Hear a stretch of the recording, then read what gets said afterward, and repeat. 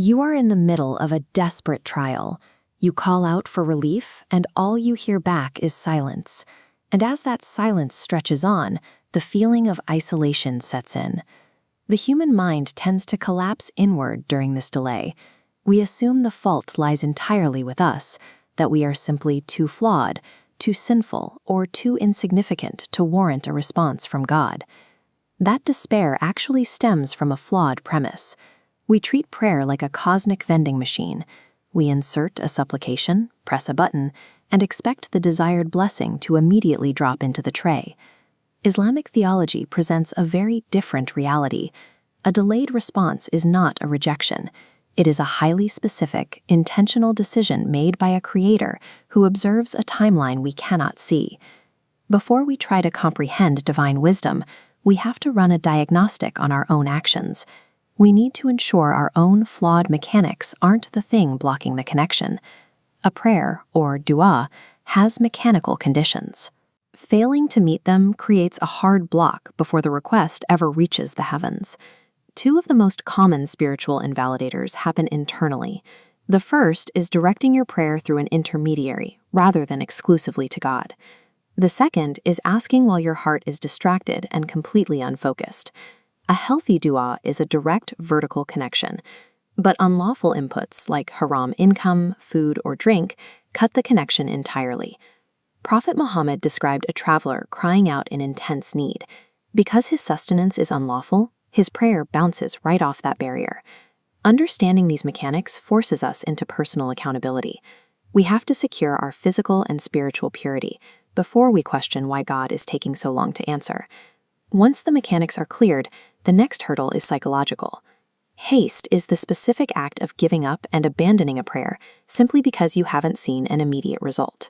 The antidote to haste is sabr, translated commonly as patience. But sabr is not a passive waiting game. It is the active, aggressive restraint of the soul from falling into despair and the restraint of the tongue from complaining. Looking closely at this text citing the life of Prophet Yaqub, it outlines a clear boundary. He states, "I only complain of my distraction and anguish to Allah." Airing grievances to people breaks sabr. Directing that exact anguish exclusively to God preserves it. Sabr takes the human need to complain and transforms it into a profound form of worship. It shifts the believer from the status of a passive victim to an active worshiper securing a divine connection. When a valid, patient prayer is still met with a delay, scholars point to three hidden wisdoms. The first is protection. Because humans lack foresight, God often denies a request because he knows granting it would ultimately destroy the believer. The second wisdom is the gift of brokenness. The agonizing process of waiting shatters the ego. It creates a desperate humility that God values far more highly than the actual object being requested. The third wisdom is divine love.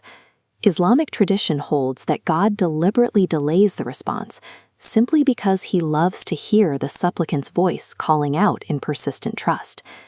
These three factors dismantle the idea of a stingy or distant deity. A delayed response is an expression of supreme mercy and precise calculation. This leads us to a theological paradox formulated by scholars like Ibn al-Qayyim. When God withholds something from a loving servant, it is in fact a form of giving. Immediate gratification is spiritually dangerous. Getting exactly what we want the moment we ask for it breeds comfort, and comfort breeds forgetfulness. The true tragedy of a trial isn't that a prayer goes unanswered. The tragedy is if that delay causes you to walk away from the door of the Creator. Worldly blessings often cause us to forget God entirely, but an ongoing need, a persistent hardship, acts as an anchor. It forces the believer to maintain intimacy with the divine. The scholar Ibn Rajab noted that waiting for relief with patience is an active, continuous act of worship. The command is simply to keep knocking. As the text in this chapter heading states plainly, "Be patient and paradise will be yours." An unanswered prayer is not a denial of a worldly request. It is the rigorous training ground required to earn ultimate salvation.